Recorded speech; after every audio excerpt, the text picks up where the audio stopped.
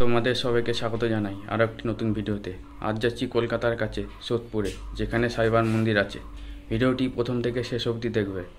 Hello guys, এখন স্টেশনের সামনে চলে আসলাম, আর কিছুক্ষণ বাদেই ট্রেন আসবে। তো চলো এখন টিকিটটা কেটে নিচ্ছি।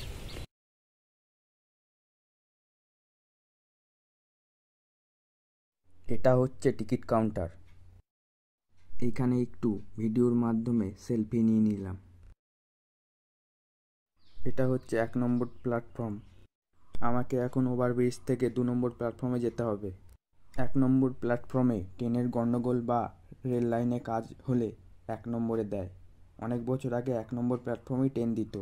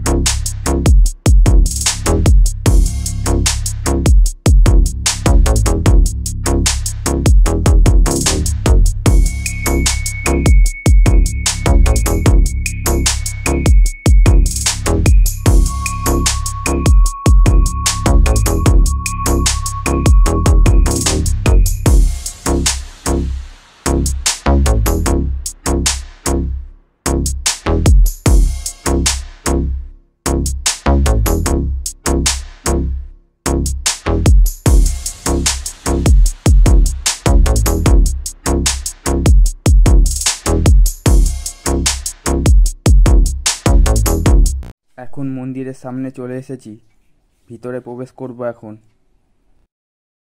সামনে খুব সুন্দর ফুলের বাগান চোখে পড়ল। বিভিন্ন রকমের গাছপালা দিয়ে মন্দির চত্বরটি খুব সুন্দরভাবে সাজানো হয়েছে। এই মন্দিরটি খোলা থাকে সকাল 6টা থেকে 12:30 এবং দুপুর 3টে থেকে রাত 9টা অবধি। এখানে ঠিক 5:30টার সময় আরতি শুরু হয়। এই মন্দিরটি 2013 সালে নির্মাণ করা হয়। মন্দিরের ভিতরে খুব সুন্দরভাবে কারুকার্য করা হয়েছে। এই সাই বাবার মন্দিরটি কলকাতার পাশেই অবস্থিত। এখানকার পরিবেশ খুবই মনোরম। ইচ্ছে হলে তোমরাও এখানে আসতে পারো, খুব ভালো জায়গা। মন্দিরের দেওয়ালে রয়েছে সাই বাবার বিশেষ কিছু মুহূর্তের ছবি। দেখতে থাকো, সঙ্গে থাকো। সৌরভ ঘোষ 2.0। এখন তোমরা সাই বাবাকে দর্শন করছো। এই সাই বাবা ছিলেন একজন ভারতীয় ধর্মগুরু, যোগী ও ফকির। হিন্দু মুসলিমরাও এই সাই বাবাকে প্রচুর ভালোবাসেন। সাই বাবার শিক্ষা উপাদান সংগৃহীত হয়েছিল হিন্দু ও মুসলিম উভয় ধর্ম থেকে। সাই বাবা যিনি মসজিদেও বাস করতেন, আবার মন্দিরেও বাস করতেন। এই সাই বাবার একটি বিখ্যাত উক্তি ছিল, সাবকা মালিক এক। একই ঈশ্বর সবাইকে শাসন করে। কেউ যদি তোমরা ট্রেনে করে আসতে চাও, কাটোয়া থেকে আসলে ব্যান্ডেল অবধি এসে নৈহাটি লোকাল ধরতে হবে। তারপরে নৈহাটি থেকে শিয়ালদা যাওয়ার যে কোনো ট্রেন ধরলেই এইখানে আসতে পারবে তোমরা। আর শিয়ালদা থেকে আসলে সোদপুরের যে কোনো লোকাল ট্রেন ধরলেই এই সাই বাবা মন্দিরে আসতে পারবে। সোদপুর স্টেশন থেকে নেমে টোটো বা অটো করে আসতে 10 থেকে 15 মিনিট লাগবে। খুব একটা দূর না এই মন্দিরটা। ইচ্ছে হলে তোমরাও একবেলার জন্য এখানে আসতে পারো।